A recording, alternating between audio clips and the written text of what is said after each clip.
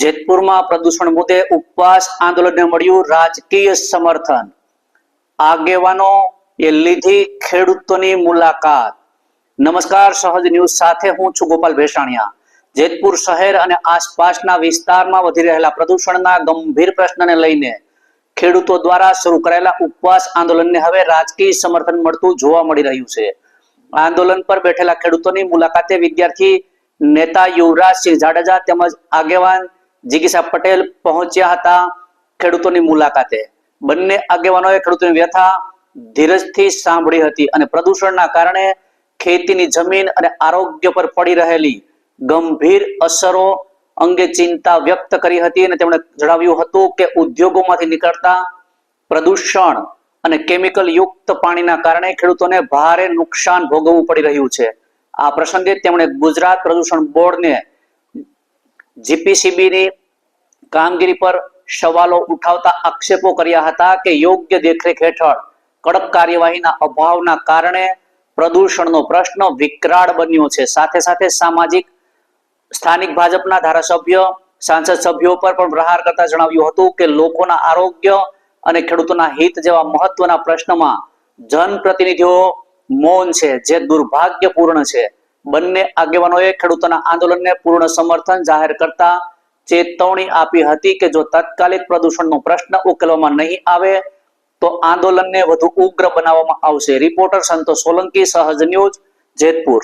નમસ્કાર, મારું નામ યુવરાજસિંહ જાડેજા। છેલ્લા ઘણા સમયથી આપણે જોઈએ છીએ કે ગુજરાતની અંદર ભેળસેળ યુક્ત તમામ પ્રકારના જે બાબતો છે એની અંદર ભેળસેળ જોવા મળતી હોય છે। કેમિકલ યુક્ત પાણી અને જેની સામે સતત લડાઈ લડતા અમારા મહેશભાઈ કોટડિયા જોવા જઈએ તો છેલ્લે હમણાં બનેલી જે હળદરની ઘટના હતી તેમાં જેલવાસ પૂરો કરી અને જેતપુરના જે નાગરિકજનો છે, જેતપુરના જે નાગરિકો છે એની સામે એની સાથે રહી અને સતત લડતા આપણા મહેશભાઈ જે પ્રશ્ન ઉઠાવ્યો છે તે ખૂબ ગંભીર છે।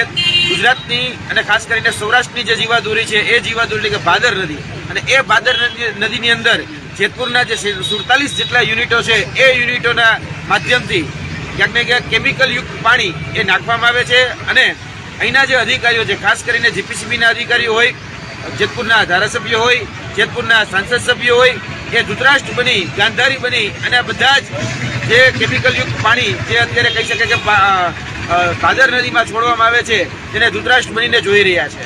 અને આ જે અધિકારીઓ છે, ખાસ કરીને ગુજરાત પોલ્યુશન કંટ્રોલ બોર્ડ, એ ગુજરાત પોલ્યુશન કંટ્રોલ બોર્ડના અધિકારીઓ પણ ક્યાંક ને ક્યાંક આમાં મિલીભગત, ક્યાંક ને ક્યાંક ભાગ બટાઈનો હિસ્સો હોય એવું સ્પષ્ટપણે લાગી રહ્યું છે।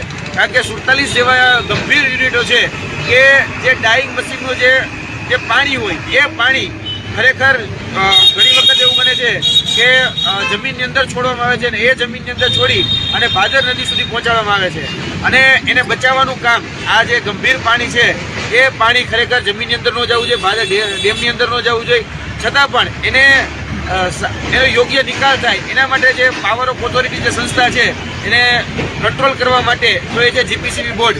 બધું જીપીસીબી બોર્ડ પણ ક્યાંક ને ક્યાંક આવી કંપનીઓને છાવરે છે, આ જે ડાઇંગ સંસ્થાઓ છે એને પણ છાવરે છે અને આવા જે વેપલાઓ છે એ બેફામ ચાલવા દે છે। તેને કારણે તમે જોયું હશે કે જેતપુર અને જેતપુરની આજુબાજુના જે ખેતરો જે છે એ ક્યાંક ને ક્યાંક અત્યારે જે ઉપજ ઓછા આપતા થઈ ગયા છે। ખેતરોની જે જમીન છે એ પાયમાલ થઈ ચૂકી છે। તેની સાથે સાથે અહીંના આજુબાજુના જે જેતપુર આજુબાજુમાં નદી વિસ્તારની બાજુમાં જે લોકો રહે છે એના સ્વાસ્થ્ય જે છે એની સાથે પણ ગંભીર ચેડાઓ કરવામાં આવે છે। એટલે આની સામે જે લડત છેલ્લા 8 દિવસથી અનશન ઉપર બેઠેલા છે, ખાસ કરીને ભૂખ હડતાલ કરી રહ્યા છે, એવા અમારા ભાઈ શ્રી મહેશભાઈ કોટડિયાને સાંભળશે નહીં, આગળના દિવસોમાં આની પર કોઈ એક્શન લેવામાં નહીં આવે તો યાદ રાખજો કે આ લડાઈ એ ફક્ત ખાલી જેતપુર પૂરતી નથી, જેતપુર વિસ્તાર પૂરતી નથી। આગળના દિવસોની અંદર જ્યારે અત્યારે વિધાનસભા સત્ર ચાલી રહ્યું છે ત્યારે આ મુદ્દો અમે વિધાનસભા સુધી લઈ જવાના છીએ। આમ આદમી પાર્ટીના 5 ધારાસભ્ય, અપક્ષના 2 ધારાસભ્ય સાથે રાખી અને આ મુદ્દો જે છે વિધાનસભામાં લઈ જવાશે।